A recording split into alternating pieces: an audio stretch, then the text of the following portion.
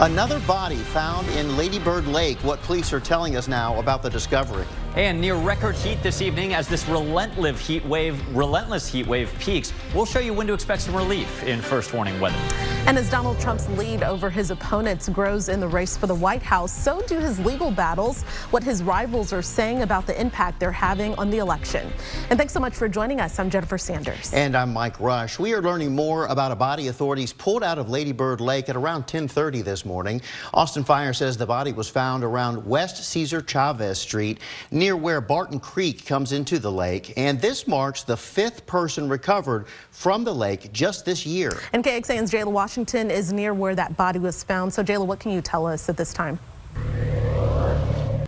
Hey, Jennifer and Mike. Yeah, police not saying much so far about who exactly that person was. All that they are telling us is that it was a man. You guys mentioned this happened off of Cesar Chavez. We're near the gazebo, near this popular trail a lot of people like to use. Also, of course, we know Austin High School is nearby to the east of us. I want to get you to some video of investigators working the scene earlier. Multiple officers, including medical examiners, were out here at around 10:30 this morning. They say they got a call that someone was in the lake. APD called it a welfare check. They say that person was pronounced officially dead just before 11 this morning, but investigators, we saw them here until about 1 this afternoon. Now, this unfortunately familiar for Austin at this point. As you mentioned, Jennifer and Mike, the 5th similar incident just this year. We tend to walk out here a lot, and but unfortunately it doesn't surprise us when we see it, but yeah, it does still freak you out. And I understand the public has concerns. All these death investigations occur independently. I would release information if there was information that that was concerning. Sergeant Nowsey, you just heard from, he went on to talk about just how dangerous this lake can really be, really asking everyone to think twice about just being extra safe out here. Now, they haven't said whether or not that person actually drowned, but of course they're not ruling out foul play at this point either. We are expecting updates within the next few days, but of course we know that investigations like this do just unfortunately take time. Mike.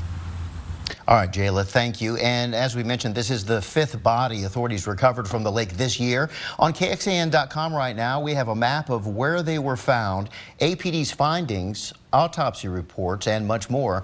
Just search Tracking Deaths Near Lady Bird Lake on KXAN.com. And also breaking today, you're looking live at the Capitol right now where Governor Greg Abbott announced special session number 2. He's calling lawmakers back to provide lasting property tax cuts for Texans. So the special session began at 3 today. The Texas House and Senate approved separate property tax plans, but didn't come to an agreement during the first special session. We'll, of course, dig into this continued battle on KXAN News at 6 o'clock. And another developing story today, police are investigating a shooting involving a child in South Austin. Last night, officers were called to the bridge at Asher Apartments. That's on I-35 near Onion Creek around 10:30. Now, they tell us the incident involved juveniles, but wouldn't say who shot the child. Austin Travis County EMS says the child was taken to a local hospital with critical injuries. Police say no one has been arrested, and of course, once we have more information, we'll let you know. Let's take a live look now out at Lake Travis. Not telling you anything you don't already know, it is hot out there today and the 12th triple-digit day this summer. Many people want to be out on the lake in this heat, but a heads up for those of you who use the boat ramp at Mansfield Dam Park. It will be closed beginning this coming Friday because of the low water levels at the lake, which you can see right there. Yeah, and David, this means there really aren't a lot of options, right, left for boaters who put in on Lake Travis. This means there's about to only be one public boat ramp again open on Lake Travis. This is a big deal because if you trailer your boat to that area, this is really your only way to get in. Now, as you see on this map, the only one that will be open soon after Mansfield Dam Park closes is up the lake a ways at Pace Bend. You can also see in this story on KXAN.com, Lake Travis, look at that, it's at its lowest level since 2015, more than 8 years ago. It was May 2015. It was last this bad. Here we are right now in the current temperatures. It is hot everywhere. We have come within a 1 degree of the record so far at Austin. 104 at Camp Mabry, 101 in LaGrange, 106 showing up in San Saba and Llano counties. We have an excessive heat warning there through 9 p.m. A heat advisory for the rest of us, including Austin, through 9 p.m. tomorrow. Coming up, we are finally tracking a welcome pattern change, and as we have been warning you for about a week, high temperatures will soon dip below 100. Daily rain chances begin. I'll help you plan for what's coming our way, including for the 4th of July weekend. Next in First Warning Weather. All right, David, thank you. The Supreme Court today upheld the power of state courts to review state laws governing federal elections. In a 6-3 decision, the court ruled the North Carolina Supreme Court was within its authority when it found that a Republican-drawn map of the state's congressional districts was a partisan gerrymander under the state's constitution. Now, the ruling dismissed the argument known as, quote, independent state legislature theory, which some Republicans believe limits the authority of state courts to strike down election laws. Conservatives had hoped that the high court would broaden the power of state legislatures, which are often under GOP control. Meanwhile, voting rights groups applauded the decision, believing that it closes a path to what could have been a radical overhaul of the nation's election laws. Former President Donald Trump's lead over his rivals is growing. At the same time, his legal troubles are too. And today, several GOP presidential candidates are taking their message to New Hampshire, fighting to break through the noise from new developments in the federal classified documents case against the former president. NBC's Alice Barr has the details on a newly surfaced audio recording of Mr. Trump appearing to speak about classified material. A busy day on the campaign trail for Republican presidential hopefuls, once again overshadowed by legal troubles for the frontrunner, former President Trump. These are the papers. This was done by the military, given to me. An audio recording that's expected to be used as evidence, revealing Mr. Trump appearing to acknowledge he knowingly held on to a classified Defense Department document about a potential attack on Iran, and then bringing it out during a 2021 meeting at his New Jersey golf club with 2 staffers and a writer and publisher. It is like highly confidential, secret.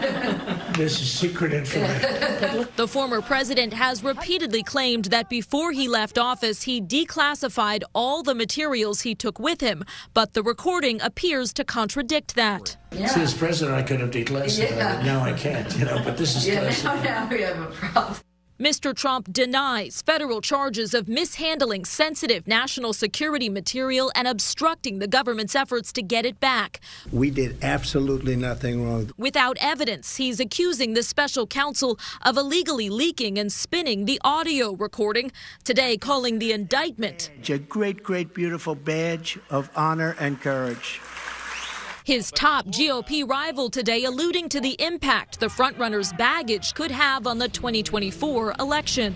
If it's about relitigating things that happened 2-3 years ago, we're going to lose. But the former president's poll numbers are up since the latest indictment. A new national NBC News poll shows him with backing from 51% of GOP primary voters. Florida Governor Ron DeSantis dropping to 22%. In Washington, Alice Barr, NBC News. Still to come, Delta is recording record profits. Why fuel prices may be the reason for the gain. And the search is on for a man who vandalized Rome's Colosseum. How much the last person who did it was charged. Demand for travel is surging, and Delta Airlines is telling investors it has fueled a surge in profits. Delta CEO says this year's second quarter will be the highest second quarter earnings in company history. Along with high consumer demand, Delta and other airlines are loving falling fuel prices, which are down about 30% compared to this time last year. Now, the airline says there are more customers willing to buy expensive seats, from those with extra legroom to first class. Premium revenue is expected to hold 35% share of total revenue. A man could face charges for vandalizing the Colosseum in Rome if police manage to track him down. Ryan Lutz from California was visiting the Colosseum when he saw another man carving names into one of the 7 wonders of the world. Lutz took a video of it and confronted the man, but he didn't seem to care. The carving read, Ivan plus Haley, 23. Tourists have been punished for carving into the Colosseum before. A few years ago, a Russian visitor was fined $20,000 and given a 4-month prison sentence for carving the letter K into the brick. Ascension Seton nurses on strike, the largest one in Texas. We get an update on how it's impacting local patients. And remember, if the pavement is too hot for your bare hand, it is too hot for your dog's paws. So excited to debut a new tool for you on KXAN.com, the Austin dog walking temperature. Check it out at the bottom of the screen. The estimated pavement temperature right now in Austin, 151 degrees. Our geniuses on the digital team devised this, which uses the current temperature and the angle of the sun. Bookmark this. Go into the weather tab on KXAN.com and find Austin dog walking temperatures. Good reminder to maybe wait until sundown tonight to walk. We'll have your forecast finally with some relief after this. Hundreds of nurses spent the day on strike outside Seton, Maine Medical Center in central Austin. They're concerned over staffing levels. But that's not all. Nabil Ramadna shows us what they hope to achieve and how their strike impacts daily operations. A sea of red. Ascension, Ascension, you can't hide. We can see your greedy side. Outside Ascension Seton on 35th Street. Matthew Clark, a nurse on strike. This is the largest nurses strike in the history of the state of Texas. The one-day strike is to protest management's resistance to bargain in good faith.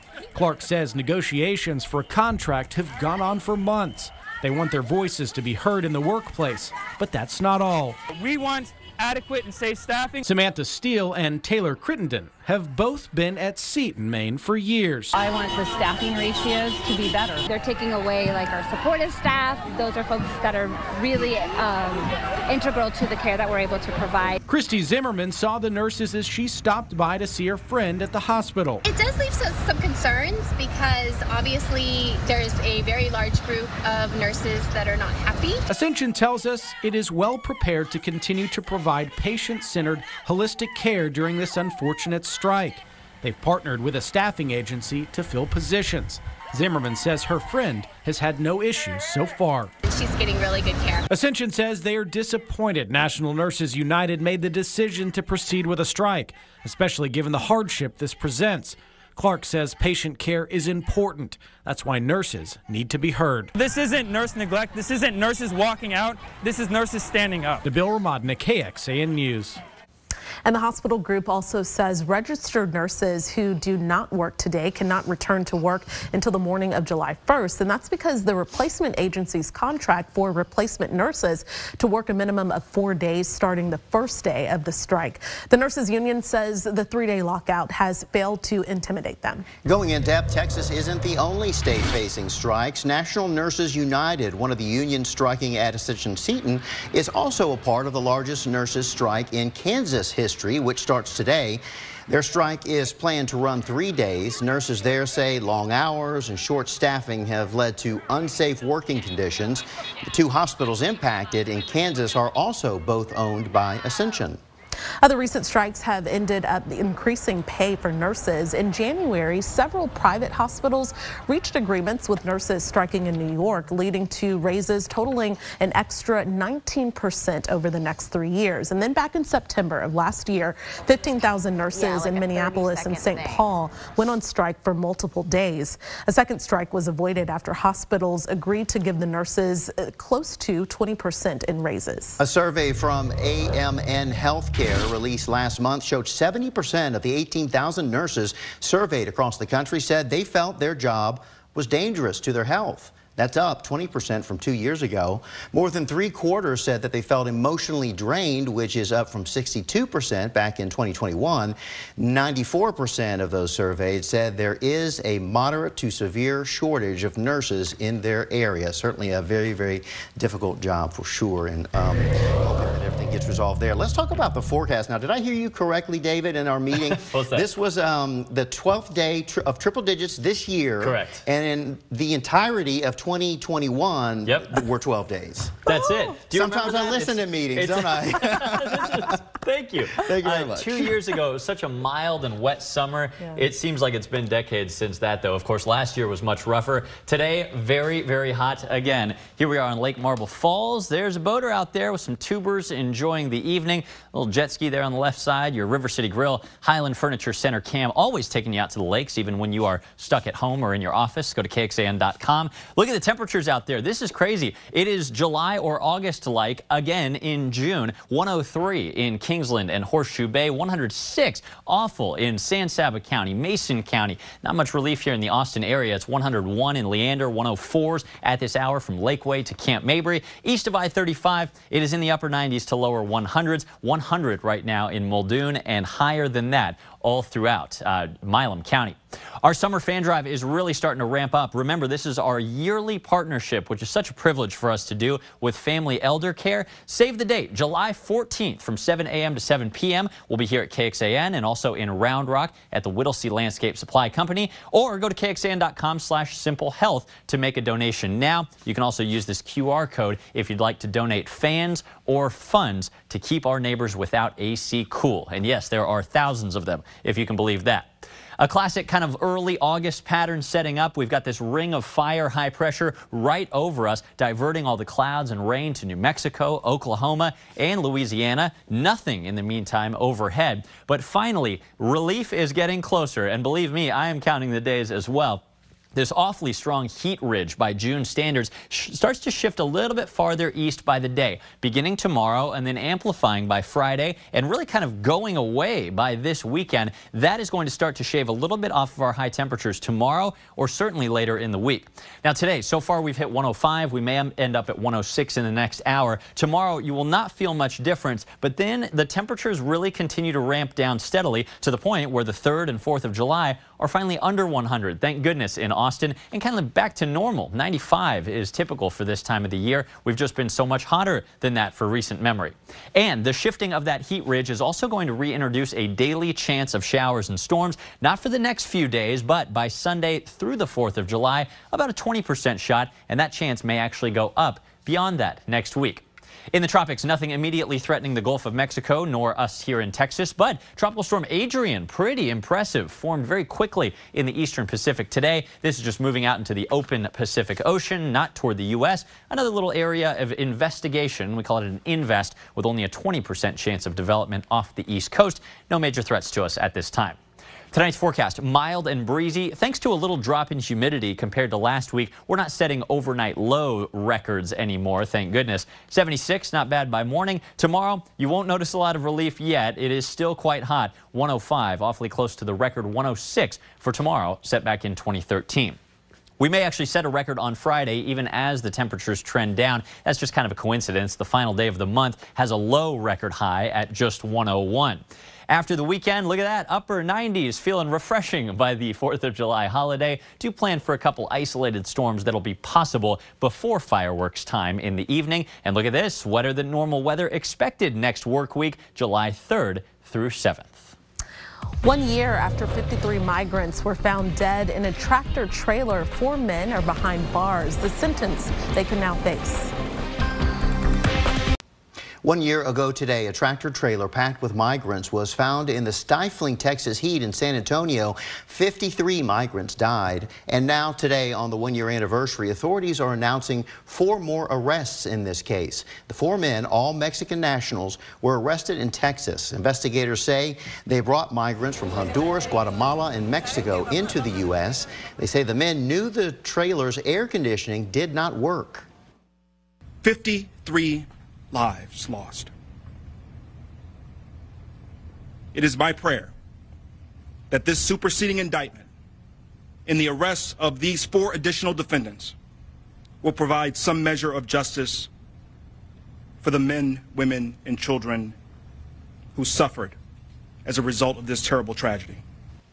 All of the defendants could face life in prison if convicted. 2 other men arrested in connection with the case are awaiting trial later this year.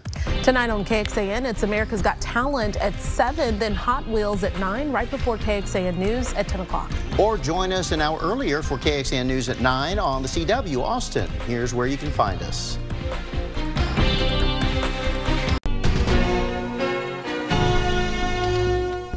Thanks for listening to KXAN News Nightly. You can also listen to KXAN News Today every morning for more in-depth coverage of what matters most to you.